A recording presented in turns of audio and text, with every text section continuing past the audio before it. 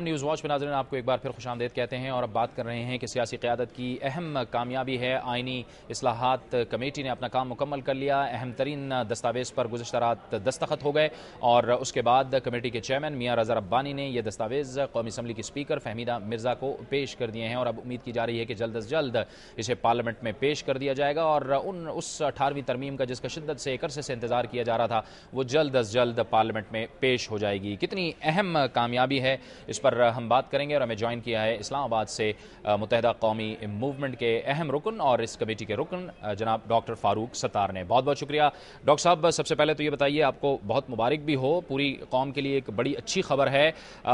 یہ فیصلہ ہونے سے, اس اتفاق رائے کے قائم ہونے سے کم از کم یہ بات تو ثابت ہو گئی کہ ہماری سیاسی قیادت اگر فیصلہ کرنے پہ آئے, اتفاق رائے پہ آئے تو وہ کر سکتی ہے اور ایسی بات نہیں ہے کہ وہ فیصلہ نہیں کر سکتی. آپ اتفاق کریں گے اس سے؟ میں یہ سمجھتا ہوں کہ یہ پاکستان کی تمام سیاسی جماعتوں, ان کے رہنماؤں اور جو نمائندے اس کمیٹی میں تھے, انہوں نے یہ ثابت کیا ہے کہ اگر ان کے درمیان رابطہ باقاعدگی سے ہو, وہ اہم قومی مسائل اور امور پر بات چیت کا سلسلہ جاری رکھے اور مفاہمتی عمل اور افہام و تفہیم کے ذریعے اگر وہ چاہیں تو ان میں یہ صلاحیتیں ضرور ہیں کہ وہ ایک قومی اتفاق رائے میں سمجھتا ہوں کہ ہر مسئلے پر قائم رکھ سکتے ہیں. جب اس مسئلے پر انہوں نے قائم کیے تو وہ دیگر قومی ایشوز پر بھی اسی طرح جو ہے وہ قومی اتفاق رائے قائم کر سکتے ہیں. اور قومی اتفاق رائے کی خوبصورتی اور حسن یہی ہوتا ہے کہ اس میں سب کو سب کچھ نہیں ملتا, سب کو کچھ نہ کچھ ملتا ہے. اور ظاہر ہے کہ پھر ہر سیاسی جماعت اپنی علیحدہ جد و جہد کو آگے جاری و ساری رکھتی ہے. مثال کے طور پر یہ جو 18واں آئینی ترمیمی بل ہے جس کے مسودے پر ہم نے اتفاق رائے کیا ہے, اس میں صوبائی خود مختاری پر بھی ایک مناسب پیش رفت ہوئی ہے. اور میں یہ سمجھتا ہوں کہ گو کہ خود مختاری, اصل خود مختاری مالیاتی اور مالی خود مختاری ہے اور سیلز ٹیکس اور سینٹرل ایکسائز ڈیوٹی ابھی مرکز سے صوبوں کو نہیں دی جا رہی ہے. لیکن اس کے باوجود بھی جو کچھ بھی ملا ہے اور جو کچھ بھی دیا گیا ہے, کاؤنسل آف کامن انٹرسٹ کو ہم نے زیادہ مؤثر اور فعال بنایا ہے. اس کا مطلب یہ ہے کہ اب صوبوں کی زیادہ شمولیت اور شرکت ہوگی فیصلہ سازی میں, اور بہت سارے امور کاؤنسل آف کامن انٹرسٹ کو دیے ہیں جو کہ اس سے پہلے صرف مرکز کے دائرے کار میں آتے تھے.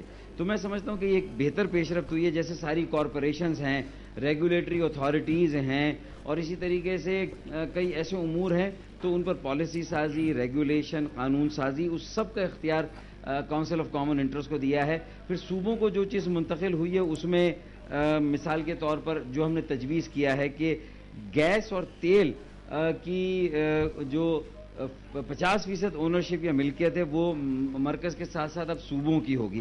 اسی طرح دیگر معدنی وسائل ان پر جو ہے وہ اختیار صوبوں کا دیا گیا ہے.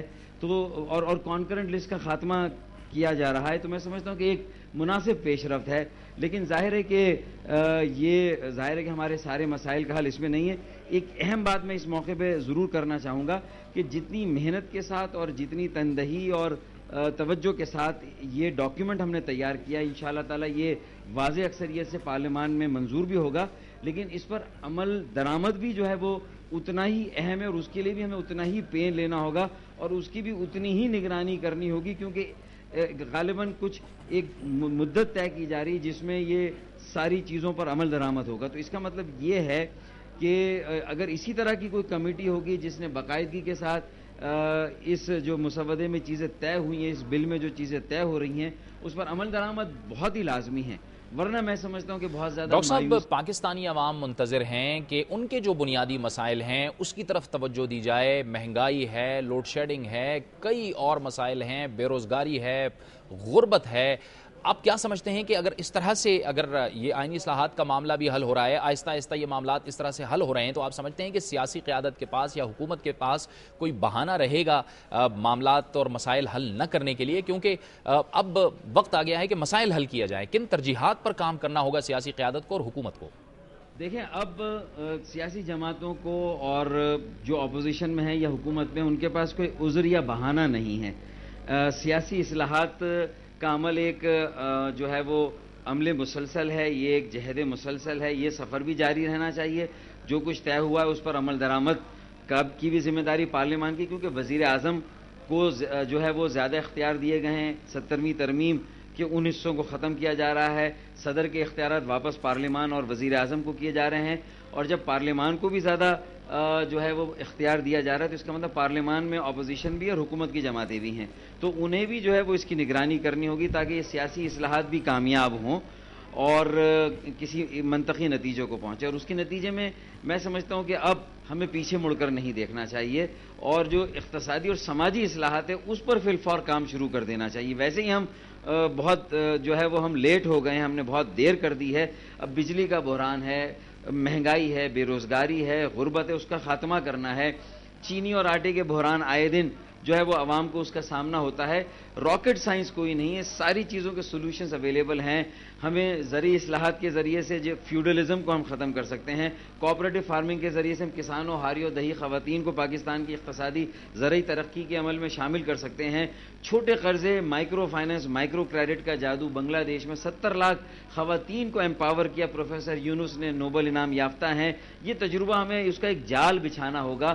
کاٹیج انڈسٹری، ڈومیسٹک انڈسٹری، گھریلو صنعتوں کو، بے روزگار نوجوان، تعلیم یافتہ ہنرمند نوجوانوں کو یہ پلاٹ دے کر جو قبضہ مافیا قبضہ کر رہی ہے انہیں چھوٹے قرضے دے کر ان کی صلاحیتوں کو آزمانا ہوگا، ان کو اپنے پیروں پہ کھڑا کرنا ہوگا اور لوگوں کو موقع دینا ہوگا. تعلیم اور صحت کی بنیادی سہولتوں کو جو ہے وہ لوگوں کی ریچ میں دینا ہوگا، ان کی پہنچ میں دینا ہوگا. اور پینے کا صاف پانی ہے، دوسرے دیگر مسائل ہیں. جس طرح ہم نے صوبوں کی امپاورمنٹ کی بات کی، اسی طرح مقامی حکومتوں کو بھی زیادہ خود مختار اور با اختیار بنانے کے لیے ہمیں کام کرنا ہوگا.